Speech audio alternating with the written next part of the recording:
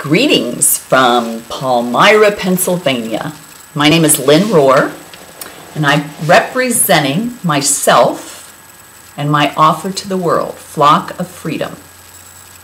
I have just birthed a new coaching business based on my many years of consciousness training, leadership development, social work, and my own personal growth.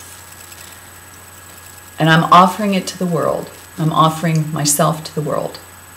And I thought what I could do is start simply with some video blogs, some tips. So the other night I was walking and it came to me to do freedom tips.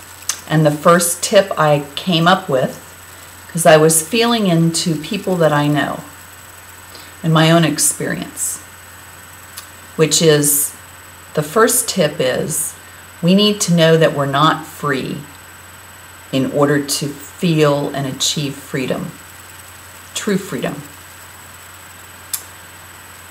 And we're not free because most of our lives, pretty much all of us on the planet, act and react according to beliefs, stories, patterns, thoughts that have been taught to us by our parents, our churches, our governments, even past lives, if you believe in that.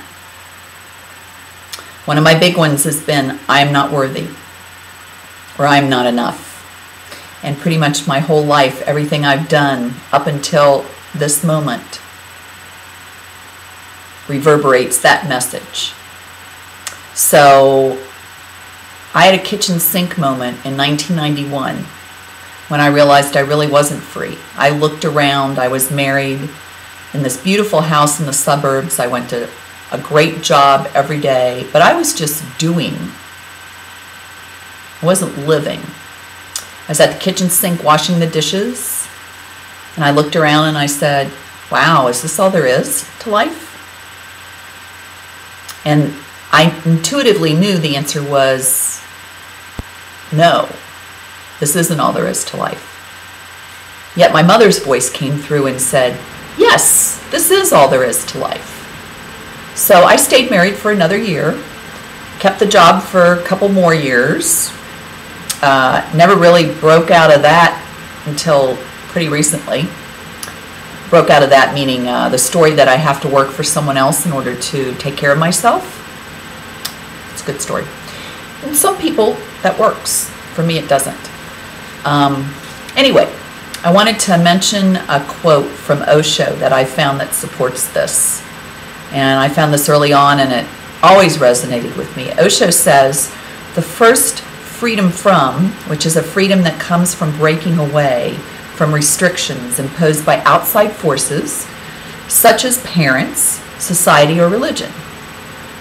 The next stage is freedom for, a positive freedom that comes from embracing and creating something. That's kind of where I feel I am now. That is where I feel I am now. It's not kind of. That's another old pattern, kind of. I am free to create anything I want. And I still notice the restrictions that come up.